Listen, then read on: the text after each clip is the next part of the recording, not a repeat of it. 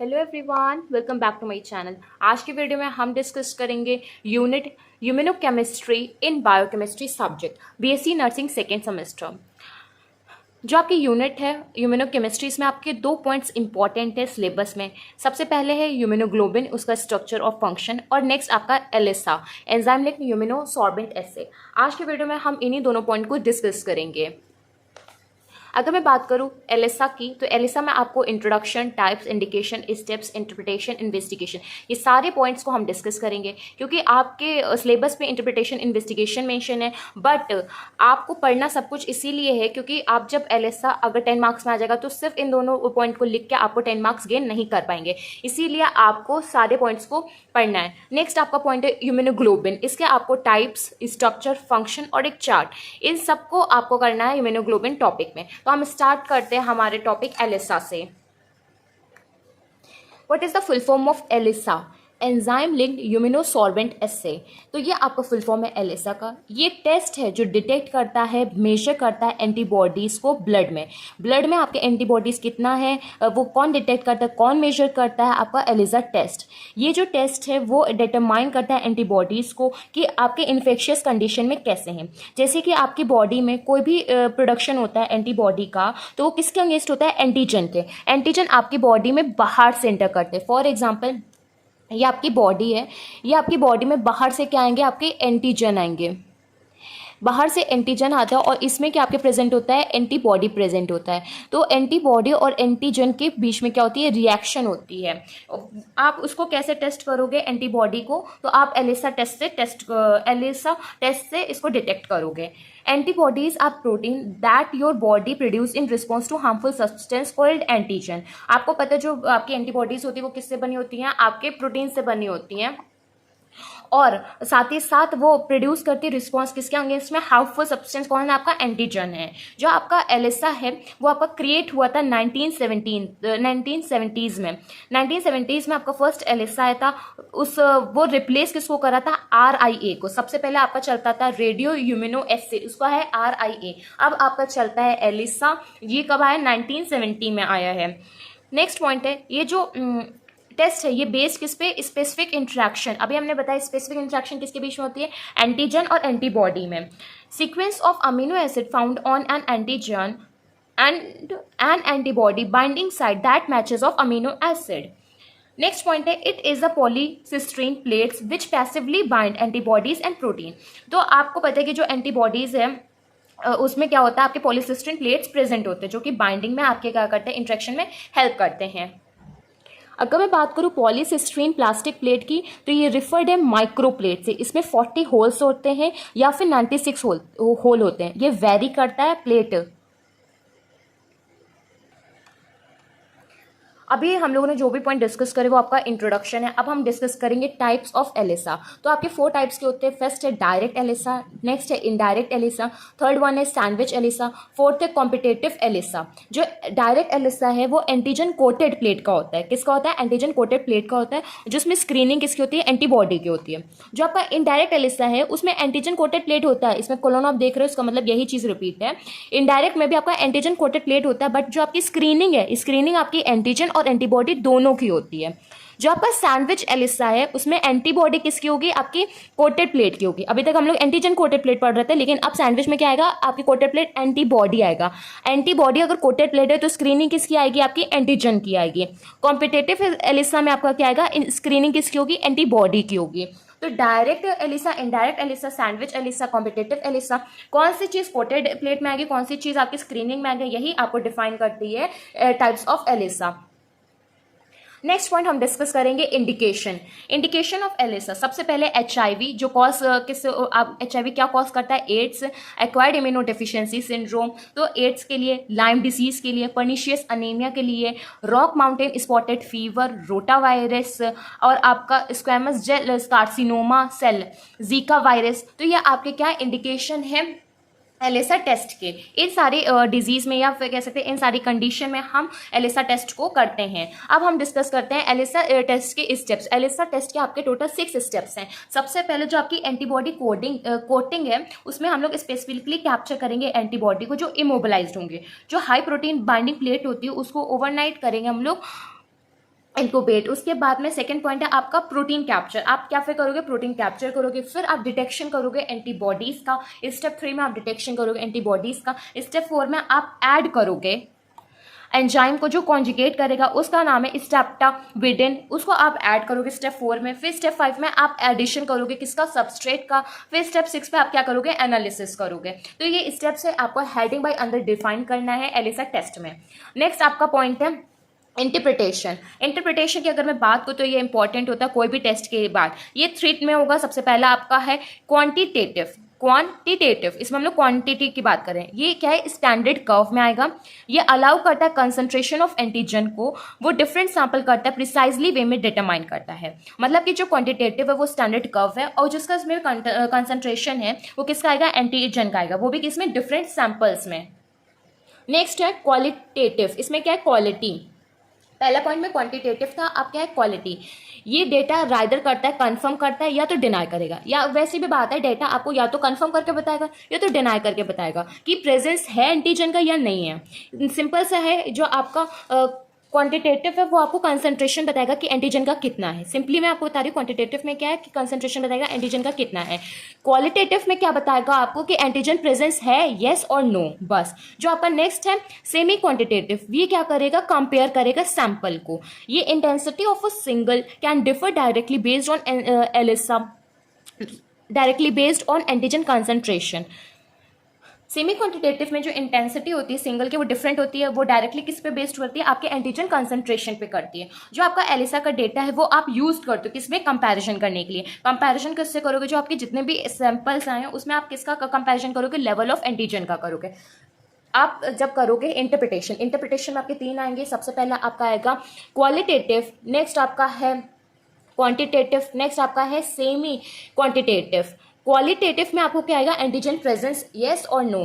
Quality आए ना तो क्वालिटी में येस या नो करना है। क्वांटिटी, जब आप क्वांटिटी कर रहे हो तो आपको नाम से क्लियर हो जाएगा कंसंट्रेशन। कंसंट्रेशन किसका आप देखोगे, एंटीजन का देखोगे। सेमी मतलब कि आप कंसंट्रेशन तो देख रहे हो, कंसंट्रेशन के बाद में आप कंपेयर करोगे। एज सेमी से आप समझ सकते हो कि आप कंपेयर करोगे, आपको क्लियर हो गया। नेक्स्ट और लास्ट टॉपिक है एलिसा का इन्वेस्टिगेशन। इन्वेस्टिगेशन आप कैसे कर सकते हो, डिटेक्ट करोगे, काउंट करोगे एंटीबॉडी का, एंटीजन का, प्रोटीन का, हार्मोन्स का, CSF का। तो ये सारे पॉइंट्स आपके किसके अंदर में आते हैं, इन्वेस्टिगेशन में। आपका टॉपिक एलिसा कंप्लीट हो गया। एलिसा टॉपिक से रिलेटेड आपका कोई भी डाउट हो सो प्लीज कमेंट बॉक्स में मेंशन कर दीजिए। नेक्स्ट टॉपिक हम स्टार्ट करते हैं ह्यूमनोग्लोबिन। ह्यूमनोग्लोबिन के स्ट्रक्चर से हम लोग स्टार्ट करते हैं। स्ट्रक्चर की अगर मैं बात करूँ तो इसमें आपकी वेरिएबल रीजन प्रेजेंट होता है, कांस्टेंट रीजन प्रेजेंट होता है। वेरिएबल रीजन आपका रहता है जहाँ पे आपकी एंटीजन बाइंडिंग साइड होती है। फिर नेक्स्ट आपकी होती है बायोलॉजिकली एक्टिव मेडिकेशन। इसमें आपकी चेन्स होती हैं जो आपकी अपर साइड प्रेजेंट होती है, ये आपके हाइपर वेरिएबल रीजन है। जो आपका ये पॉइंट है ये आपका हाइपर वेरिएबल रीजन है। आपके बीच में क्या प्रेजेंट होता है, डाइसल्फाइड बॉन्ड प्रेजेंट होता है। इसमें चेन्स होती है, चेन आपकी होती है हैवी चेन और एक होती आपकी होती हैं 2 लाइट चेन। इसमें 2 हैवी चेन 2 लाइट चेन आपकी होती हैं। बीच में आपका क्या होता है, डाइसल्फाइड बॉन्ड होता है जिसको हम लोग कहते हैं जो इंटरचेन में प्रेजेंट होता है। यहाँ पे आप कह सकते हैं जो आपका क्लीवेज साइड है वहाँ पे आपका पेपेन प्रेजेंट होता है, वहाँ पे आपकी हिंज रिएक्शन होती है। नेक्स्ट आपका कार्बोहाइड्रेट प्रेजेंट होता है, आप कह सकते हैं जो आपका कॉम्प्लीमेंट बाइंडिंग रीजन है वहाँ पे आपका कार्बोहाइड्रेट प्रेजेंट होता है। ये डायग्राम थोड़ा सा कॉम्प्लेक्स डायग्राम है आपका बुक में। सिंपल सा डायग्राम जो आपने नॉर्मली पढ़ा हो क्लास 11th 12th में, उसमें सिंपल सा है। ये डायग्राम इतना अच्छे से नहीं बना है, सिंपली आपको समझाने के लिए।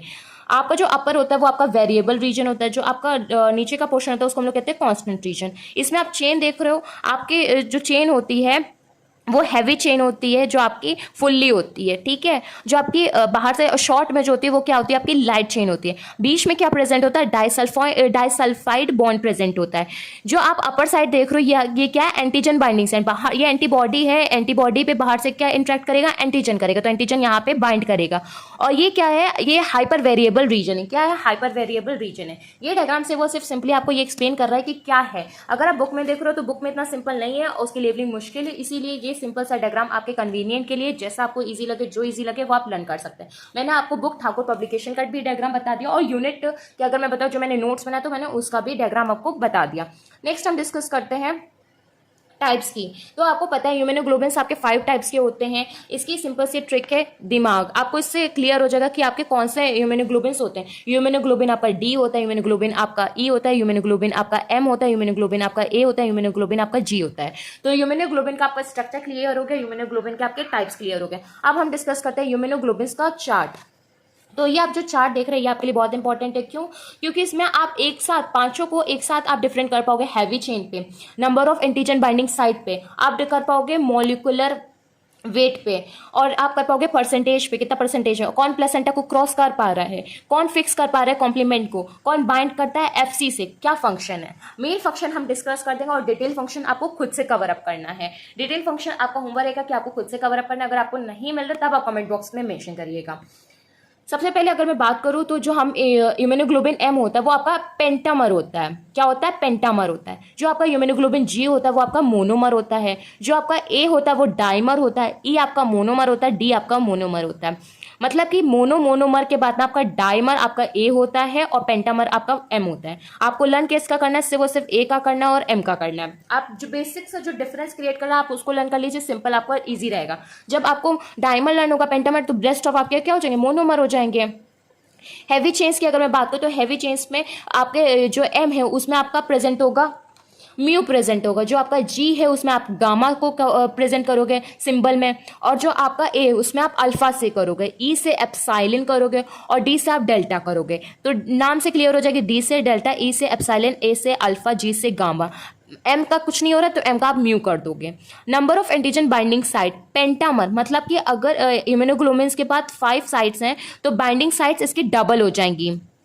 5 है मतलब कि एक साइड इसके पास 5 इस तरीके से हैं, 1 2 3 4 5 हैं, तो नेक्स्ट चेन पे भी 5 होंगे। तो एंटीजन 5 इधर एंटीजन अटैच हो जाएंगे, 5 इधर एंटीजन हो जाएंगे, तो एंटीजन बाइंडिंग साइट इसकी कितनी हो जाएंगी? 10 हो जाएंगी। मतलब कि जितना है उसको आपको डबल कर देना। मोनोमर तो आपके एंटीजन बाइंडिंग साइट कितनी हो जाएगी? 2 हो जाएगी। डाइमर में आपके एंटीजन बाइंडिंग साइट कितनी हो जाएगी? 4 हो जाएगी। मोनोमर में फिर 2 हो जाएगी, मोनोमर में फिर 2 हो जाएगी। मॉलिक्यूलर वेट, मेरे अकॉर्डिंग मॉलिक्यूलर वेट लर्न करना बेकार है। अगर आप लर्न करना चाहे तो लर्न कर सकते हो, क्योंकि molecular weight at the last exam time पे लर्न नहीं रहता है, और अगर रिवाइज करते हैं तो ये थोड़ा बहुत वेरी करता रहता है, नहीं लर्न हो पाता, इसलिए ये आप अपने अकॉर्डिंग कर सकते हैं। नेक्स्ट है percentage of total antibody in serum, मतलब कि सीरम में एंटीबॉडी कितनी प्रेजेंट होती है। तो अगर मैं बताऊं तो सबसे ज्यादा आपकी इम्यूनोग्लोबिन जी प्रेजेंट होती है। इम्यूनोग्लोबिन जी जो एंटीबॉडी वो 80% प्रेजेंट होती है। जो आपकी एम है वो 6% प्रेजेंट होती है, ए आपकी 13% प्रेजेंट होती है। मोनोमर में आपकी मतलब कि जो इम्यूनोग्लोबिन डी है वो आपकी 1% होती है। जो आपका इम्यूनोग्लोबिन ई है उसमें सबसे कम होती है 0.002%। क्रॉस प्लेसेंटा, प्लेसेंटा को कौन क्रॉस कर सकता है? प्लेसेंटा को क्रॉस आपकी जी करती है, इम्यूनोग्लोबिन जी। अगर मैं आपको बताऊं जो आपकी प्लेसेंटा है वो जी करेगी, जो आपकी कोलोस्ट्रॉम है उससे आपकी ए करेगी। पीजीएसी, जो पीजी की क्लास है उसमें एसी लगी है, बस सिंपल से ये उससे आपको क्लियर हो जाएगा। पी से प्लेसेंटा, प्लेसेंटा क्या ऑन करेगा? इम्यूनोग्लोबिन जी।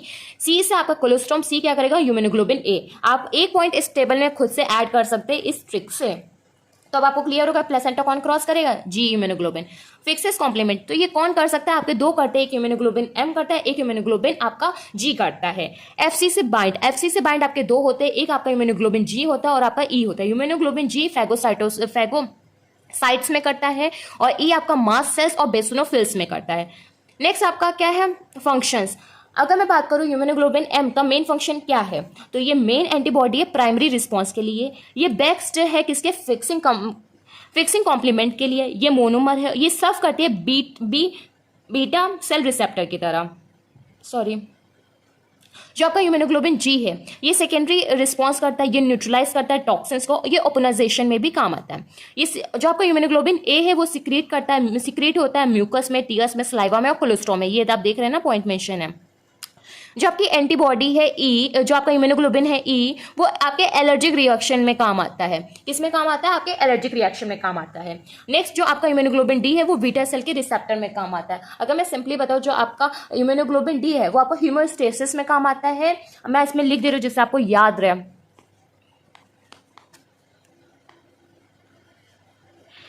इसमें आप कह सकते हैं एलर्जी ई के लिए, एम के लिए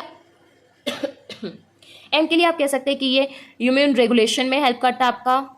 जो आपका जी है वो आपका प्लेसेंटा से क्रॉस होता है, ये हम लोग पहले डिस्कस कर चुके हैं। ये आपको इन्फेक्शन से प्रोटेक्ट करेगा। और जो आपका नेक्स्ट पॉइंट है ए आपका किस में मिलेगा, आपको कोलेस्ट्रॉम से मिलेगा और ये प्रोटेक्शन में हेल्प करेगा। तो ये बेसिक से फंक्शंस थे आपके 5 इम्यूनोग्लोबिन्स के।